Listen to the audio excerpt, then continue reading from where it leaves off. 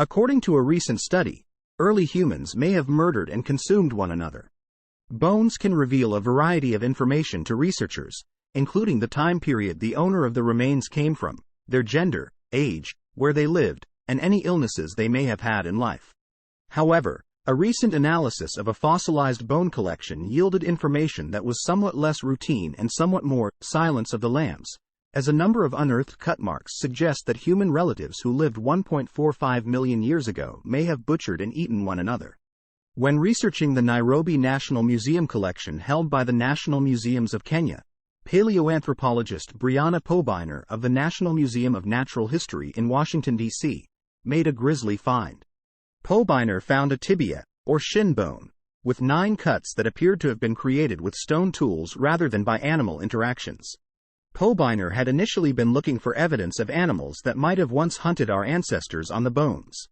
Instead, she claimed in a Smithsonian news release that her discoveries were in line with cuts discovered on animal remains that had been prepared for meals.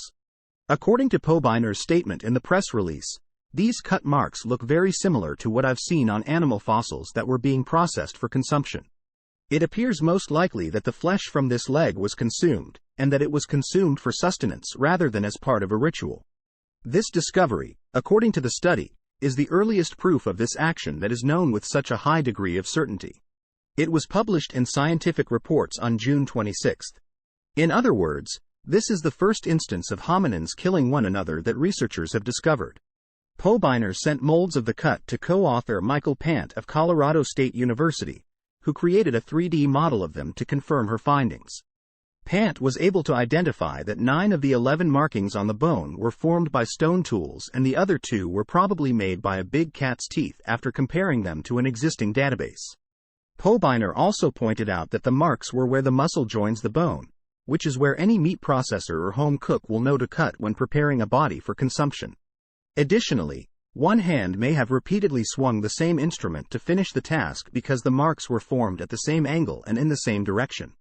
The bone may be part of a lineage that predates our own, but it is unable to inform researchers if Australopithecus boisei, Homo erectus, or some other hominin species entirely. This makes it impossible to say for sure whether this was an instance of cannibalism as we know it today, eating another member of one's own species, or a case of members of related but distinct species exploiting one another as a food source. However, according to Pobiner, the facts at hand do significantly support this hypothesis. According on the knowledge available, hominins were probably eating other hominins at least 1.45 million years ago, according to Pobiner. There are many other instances of species in the human evolutionary tree eating one another for food, but this fossil suggests that our species' ancestors were eating one another for survival longer than we realized.